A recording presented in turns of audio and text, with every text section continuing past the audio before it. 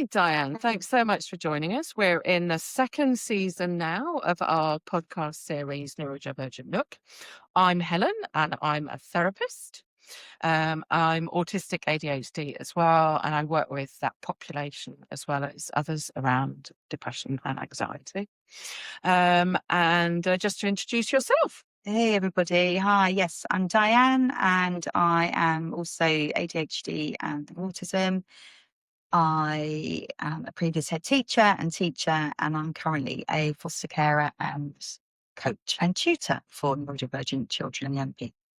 So lived experience and professional perspectives, here we come. Yeah. So what we're going to be chatting about today is really is all about guilt and shame. And I think it might help just to introduce it a little bit first. The concept of guilt is very much this idea that we've done something wrong.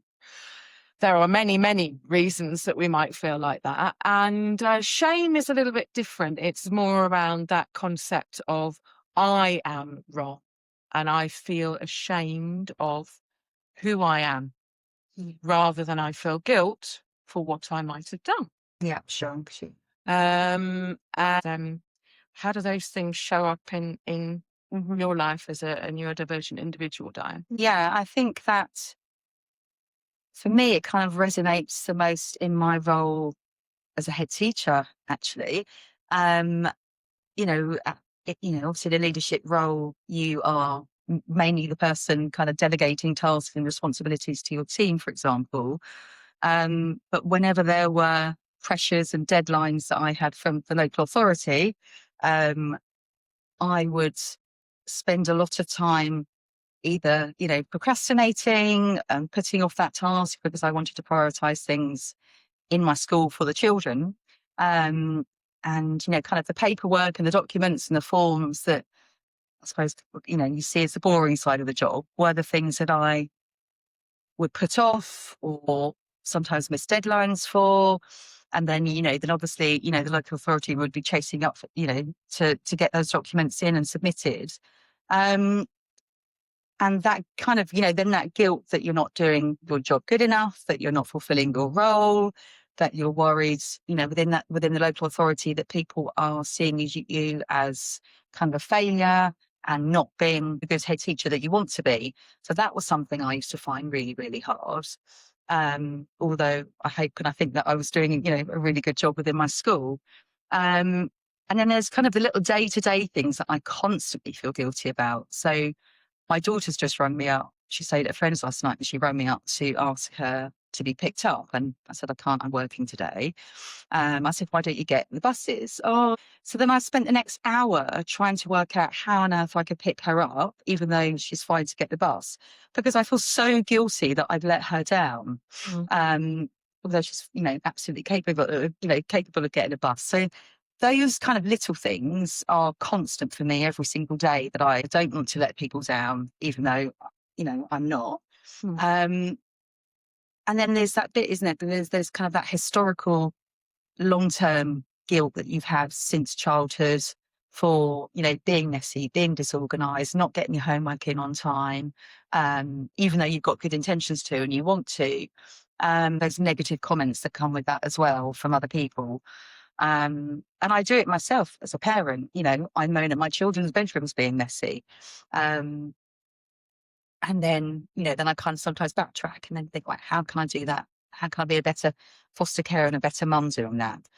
Or, why don't you try tidying just your desk tonight and we'll work on the floor tomorrow, or whatever it might be. So trying to break that down for those children so that I'm not then putting that guilt on them.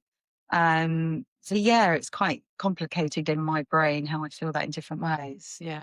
And it sounds very much like this idea of perfectionism. It's like, and that can have a real impact on how we feel that guilt. You talked about the situation with your daughter.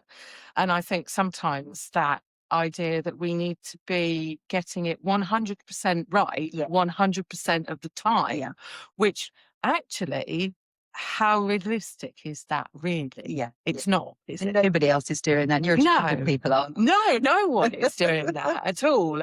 That's actually, it's really, really hard as a neurodivergent person to actually, first of all, spot that that's what you're doing. Yes. Because, you know, you completely understandably want to be the best mum or Yeah, the best of head course. teacher or the best at what you can do. Yeah. But at the same time, there's that sort of, hopefully maybe that little voice eventually that thinks, well, actually, am I being realistic Yeah. about that? And if I'm not being realistic, let's not beat myself up about the fact that I really had that thought in the first place. Yeah. But maybe let's be a little bit kinder to myself, that maybe on this occasion, my daughter does need to take the bus, or it's okay to miss that deadline. Yeah. And that's a really hard It is hard, position isn't to it? be in. I mean, I quite often need other people around me to be that voice of reason and to say, you know, stop being so hard on yourself. You don't need to feel guilty about that. They are capable of doing X, Y, and Z without you.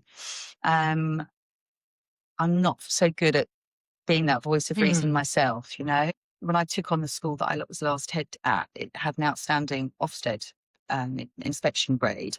And they're pretty, you know, tough to come by. So I'd already put myself in a situation where I felt pressure to do that as soon as the next Ofsted, you know, inspection was due in my school. And, you know, I'm really proud to say that while I was there, we did get 2 outstandings. But that ridiculous, you know, kind of pressure of, if I don't do that, I'm going to feel so guilty. I'm going to let the school down. I'm going to let the governors down. I'm going to let the previous head down. And that was even before the inspection, you know, was due or we knew about it. That was every day that I put that on myself. That potential guilt that I might feel if I don't do something, I don't do it really, really well.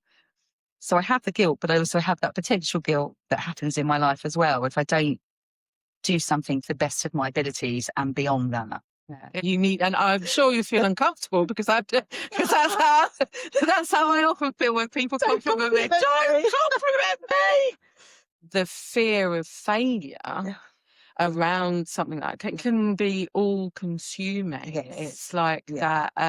As I want to put failure in inverted commas because, you know, there are many, many cogs in the wheels of Ofsted's reports. Absolutely. In schools. But it feels like sometimes we take all of the responsibilities as neurodivergent people, and sometimes it's just people. You know, you might not even need to put the word neurodivergent in front of it. It's all down to me. And taking that as, you know, if it doesn't work, then it's my fault. Completely. And I do wonder sometimes if we find it really difficult, and this is relevant to neurodivergent individuals, to understand sort of maybe the typical way of communicating, the social norms in inverted commas. And sometimes we've unknowingly done things that perhaps we then feel guilty about and then feel shame about. And I found myself feeling guilty about stuff that I know that I haven't done, but because I sometimes don't really understand the things that are going on around me, my automatic reaction is, oh, I feel guilty about that. What have I done? What have I done wrong? Because there are times that I do misunderstand things. And therefore I've kind of almost got that default position. What was it? Something I did? Exactly. You know, and you know, when you're doing that for 50 odd years of your life, it's an emotional burden, isn't it? That, you know, that comes with it. And it's just your normal, isn't it? It's your normal to respond by feeling guilty or feeling the shame or feeling that you haven't done it right, and then putting more pressure on yourself. You know, it's a tricky cycle, isn't it, to try and break. when you have, when you're neurodivergent, and Absolutely. yeah, While you were talking there, I was recalling things that used to happen at school, Yeah. and the whole class would get told off for something. yes, yeah, And it might be, I don't know, that they left something out that they Yeah. weren't supposed you're staying in at playtime. yeah, all of that kind of thing. And I remember it vividly as a child. Yeah. My go-to was, oh God, what did I do? Yeah. Did I do that? Yeah. I don't remember doing that, but maybe I did do that.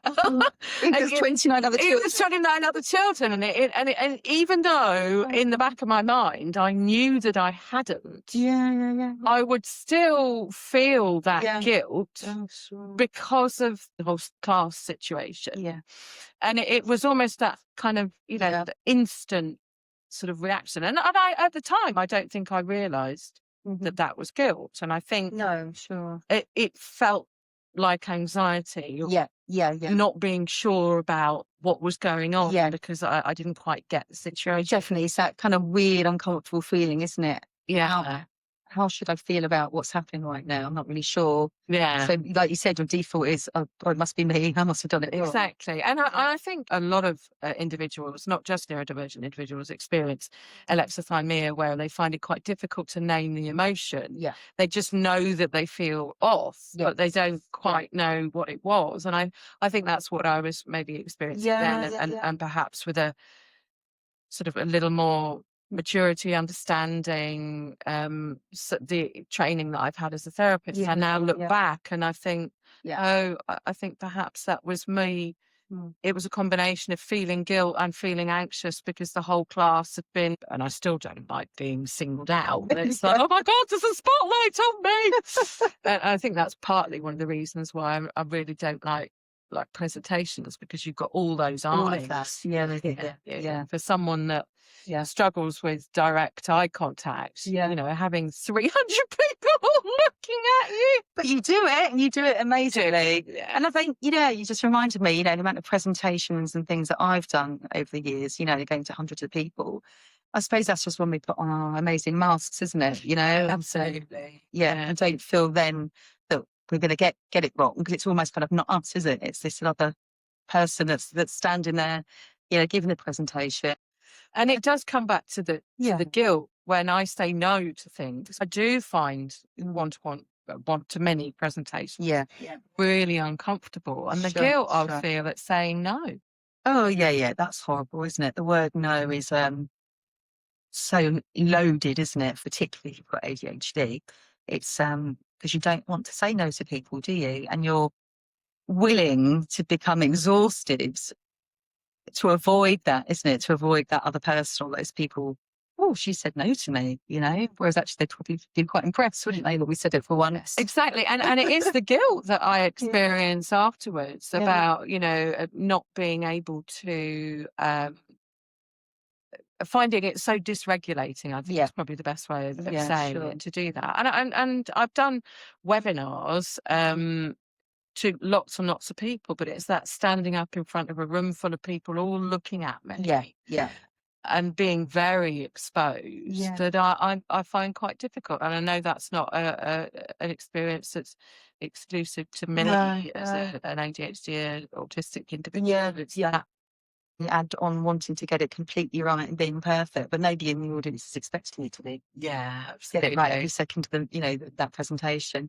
While you've been talking, I've also been thinking about my foster children again, and the world of where they've been brought up, in abusive homes. Some of them until they're 10, 12, 13 or whatever, they've got a life of it, where they can feel so guilty for the abuse that's going on in that home.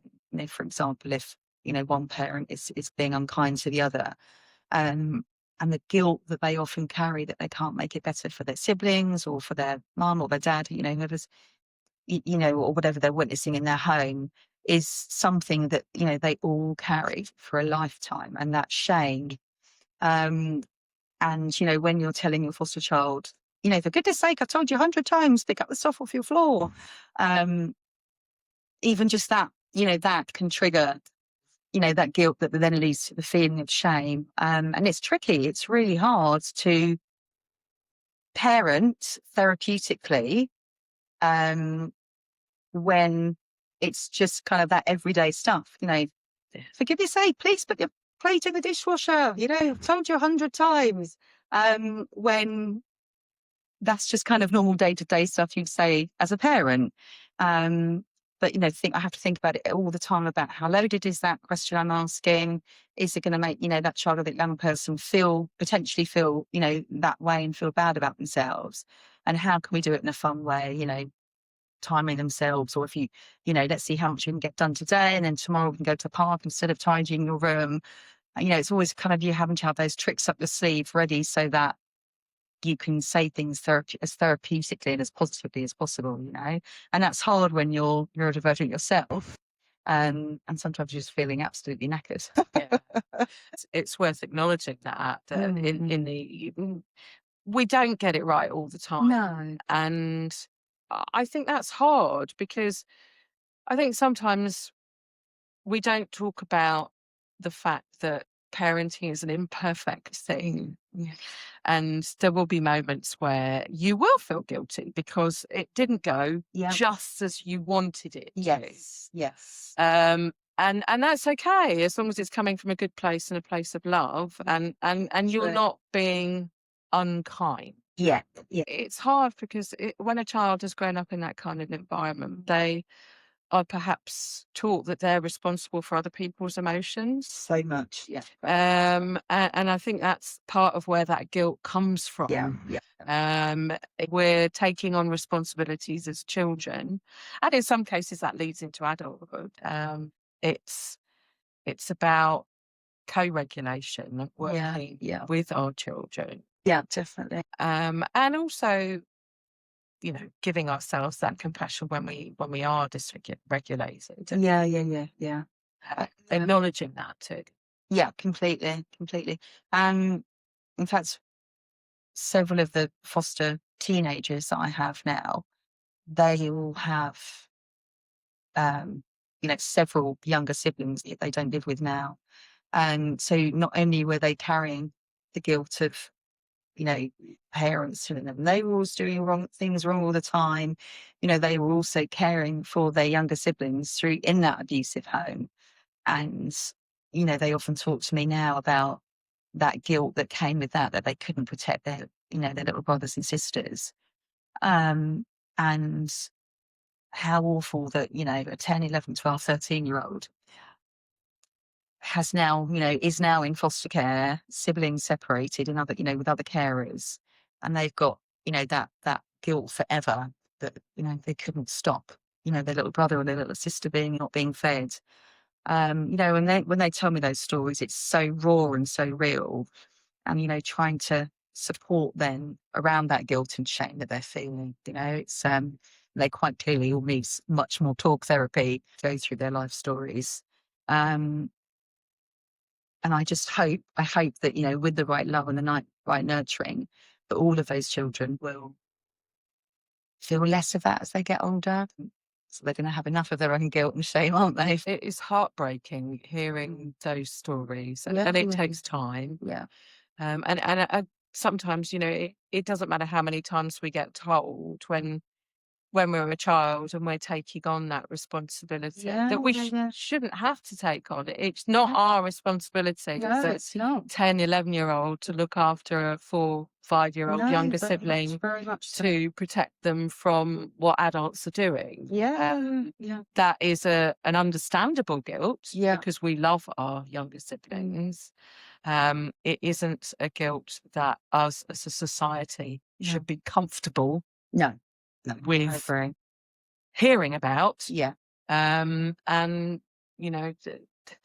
it pales into insignificance, the guilt about saying no to a presentation. Slightly different league there, but still that doesn't minimize that guilt that you do experience. And it is the acknowledgement of that, and being compassionate to oneself that can start that healing journey. The realization and the experiences that hopefully those children will have within a nurturing environment will help with the healing process. But it's a long, hard road. Yeah. I remember my parents split up when I was 6 and my brother was 2. And we stayed living with my dad. And I remember that feeling of responsibility for my little brother who was 2. And my dad had always been the one that was, working. My mum was at home with us. And I remember when my mum left, I remember my dad saying, "Can you tell me what your brother likes to eat?" And I remember putting a list up. I wrote in my 6-year-old handwriting all the things that I liked and didn't like, and all what my brother liked and didn't like, to help my dad. And he changed all his work hours so that he could be with us and stuff. But I remember that kind of mixed feeling of responsibility and accountability and guilt if I wasn't doing what I felt at that age was the right to be looking after my brother with my dad, like changing his nappies and stuff. I can really vividly remember doing all of that. But feeling the guilt if I didn't feel like I was getting it right. And that was at the age of 6, And my dad certainly wasn't putting any pressure on me to be a carer. It could start so young, can't it? Those negative feelings. And then, what that does to kind of map you out as a young adult as well. And it sounds like part of that is the wanting to please the parent as the child. Yeah. And I suppose I just didn't know that at the time, did I? I was desperate to please my dad. Yeah.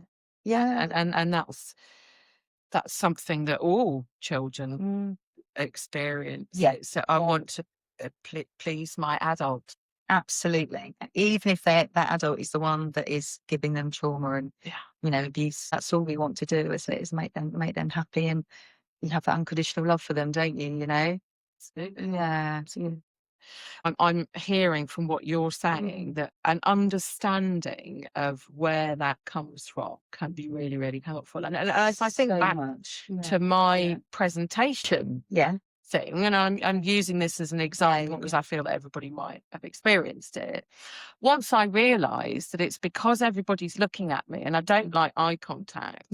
And then it's a sensory issue as well as a exposure anxiety issue. Right. That has helped with the guilt because I understand what's going on. Sure. And I become a little more accepting of it. And I think that maybe applies to all of those experiences of guilt and shame. That the journey of healing and being a bit more understanding is around actually just getting what's going on. Yeah, sure. Having that awareness of, whether it is that you've got diagnosis of things or whether you've identified yourself as ADHD autistic, isn't it? So that you can educate yourself and read up about that, or, do relevant training so that you, like you said, so you understand and you're really fully aware why you're having those feelings.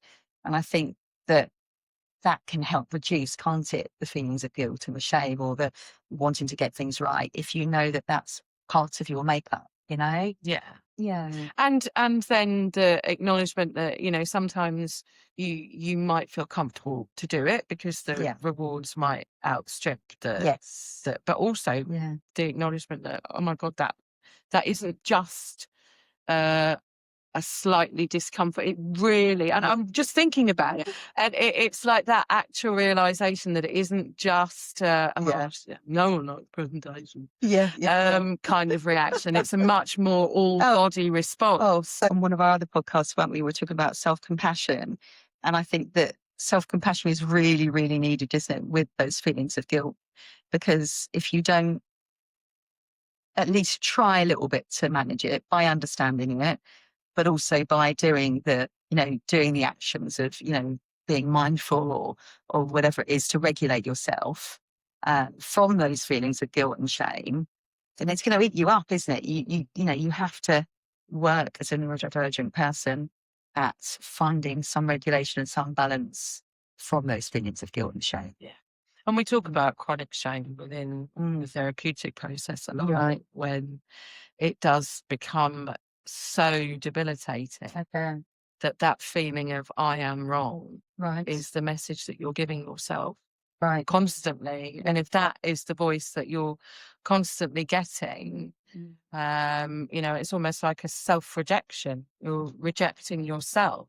It takes a long time, and really understanding where those feelings are coming from. Right. Really understanding when those feelings occur as well, because it's really hard when you're a neurodivergent individual in particular, where the thoughts tumble. Yeah. You've had 50 thoughts within the space of 2 seconds. Yep. And if they're all negative about it, that can be so overwhelming. Yeah.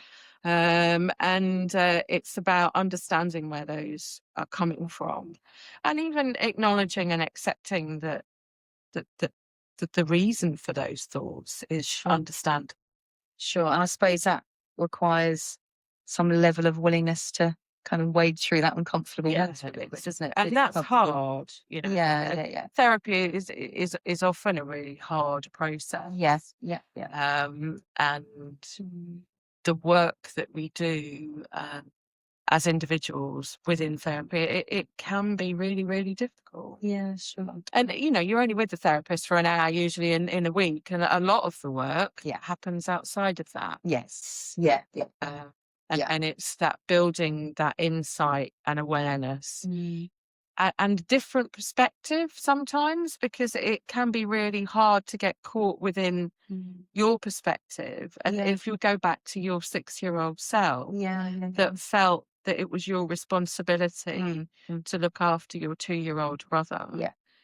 And it's only maybe when we think that, is that a reasonable expectation of course, of a 6-year-old?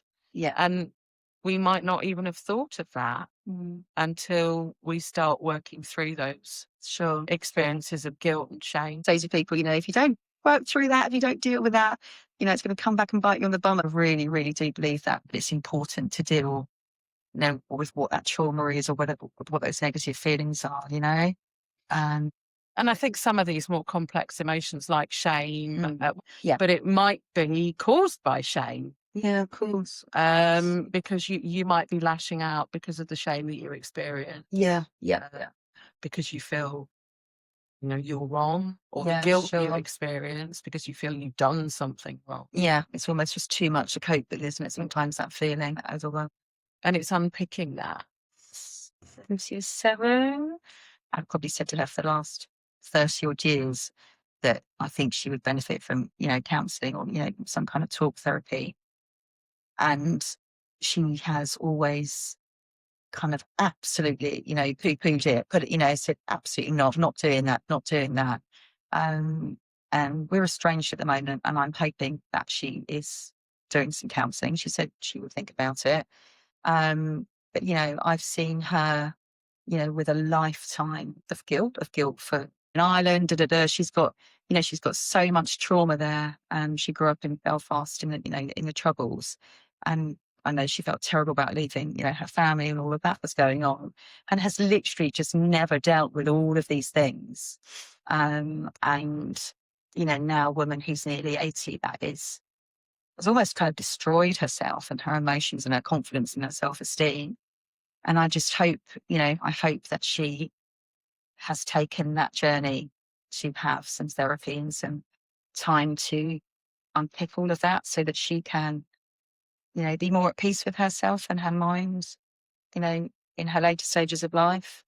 But it's been hard to see somebody do that to themselves, but not have the confidence, the courage, whatever it might be, to go and sit in that room and talk to that therapist, you know, despite, you know, having love around her and support, once you've got that awareness about yourself.